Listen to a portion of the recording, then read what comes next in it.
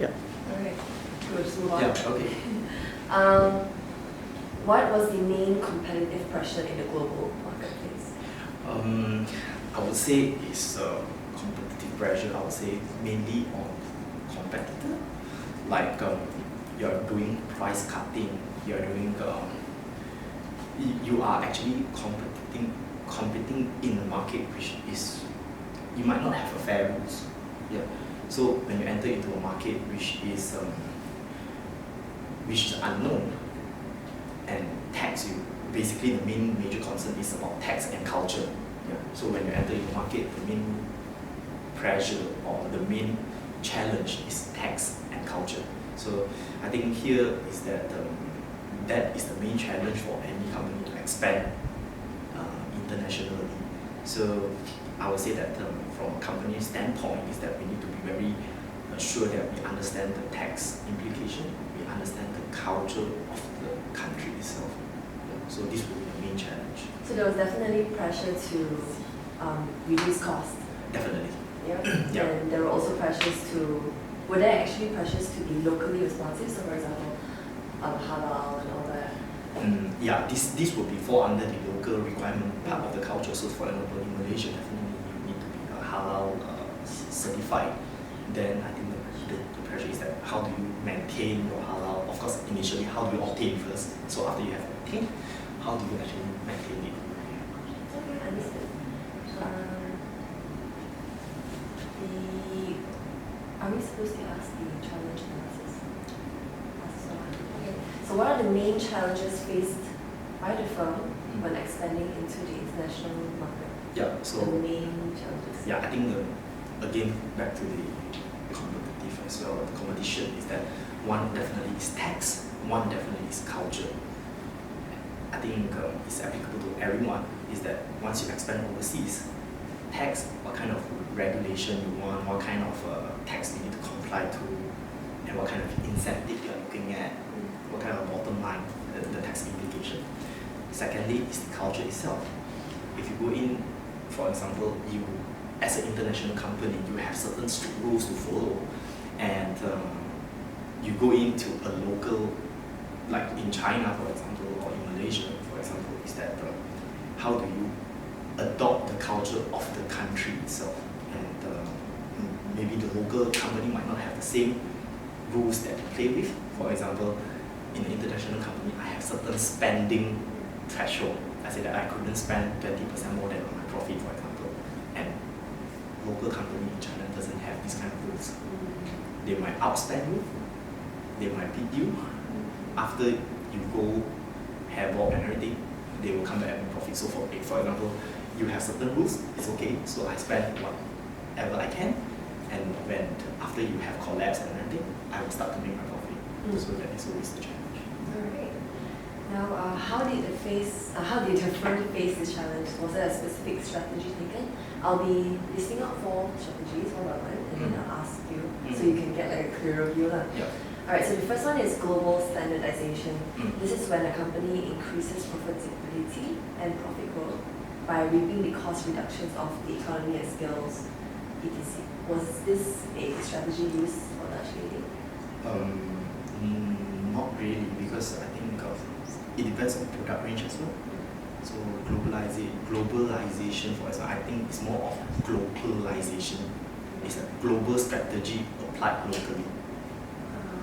You get what I mean? So it's a globalization, which is you have a set of global standard, you apply it locally, so it might be your best practice, but you need to tweak and according to the country that the company operating in.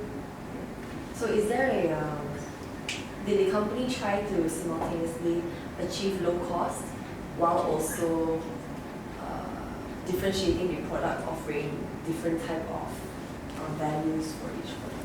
Yeah, so that's why again it back to the portfolio of the product is more of affordability and selective premiumization. So you have 2 range. The lower income can buy the affordability range, and the higher income people can opt for a premium product. Right, so this is definitely a strategy that is used in Dutch. Yeah. Alright, and is there a strategy where they take the products first, produced by the domestic market, mainly the Netherlands, and then they sell it internationally after that? Yes, this is one of the strategies of like free soap. It's everything from grass to glass, so that means all the way from the cow and to Malaysia is put there, and everything is produced there and it's sold internationally. I see. So there is no localization for that. Yes, there is no. So we act as a distributor. Understand. Alright. Any more questions? We actually have 2 more questions that I didn't have to ask because I don't really know how it applies. Yeah. But anything else? Sorry, I think this Don't worry. Just take your time.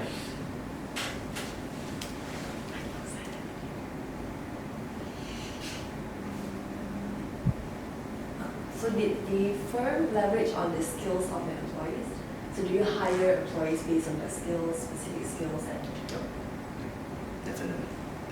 So if someone going to do supply chain, then I would expect that say they are specialized in supply chain, and again finance, then I expect them to be a finance specialist. That's for sure. Yep.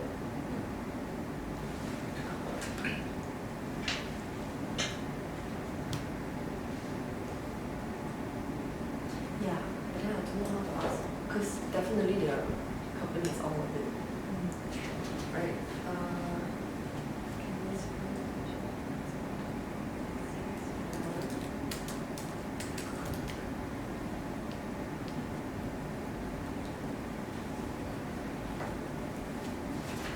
What slide is that? Which number?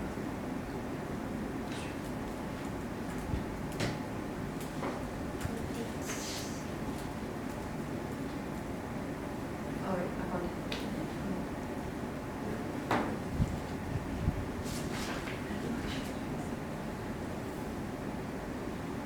I think it's all of it lah. Do we have to state them the main activity? Alright, so for Dutch Lady, is there any outsourcing done? So for example, for marketing and sales, you outsource a company to do it for you? I think it's more of the agencies. So like drawings and to external party, you mean, right? Yeah. Yeah, so definitely that is like co-packing, for example, if you want to pack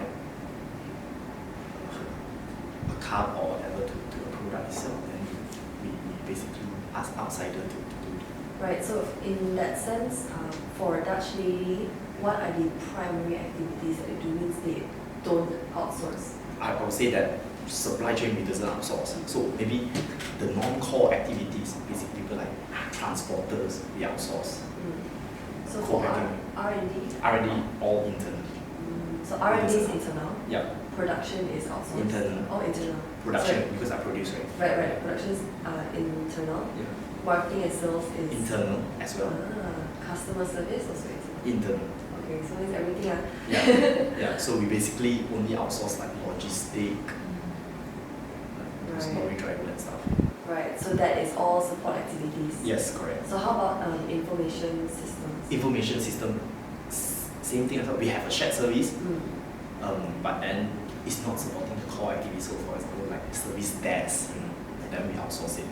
It is still our own Friesland Campina employee, but it's just that it's not covered under the, how do I put it, Malaysia. That means the service itself will be covered across Asia. So I have a IT function which covered the whole Asia Pacific. So it's like a shared service. Understand. And the last one for human resources is that outsourced? It's So that's yeah. alright, awesome. I think that's it for Dutch Lady. Okay, that's good. Okay. Is your cut? They have to go for us. You can just show. Okay. Yeah.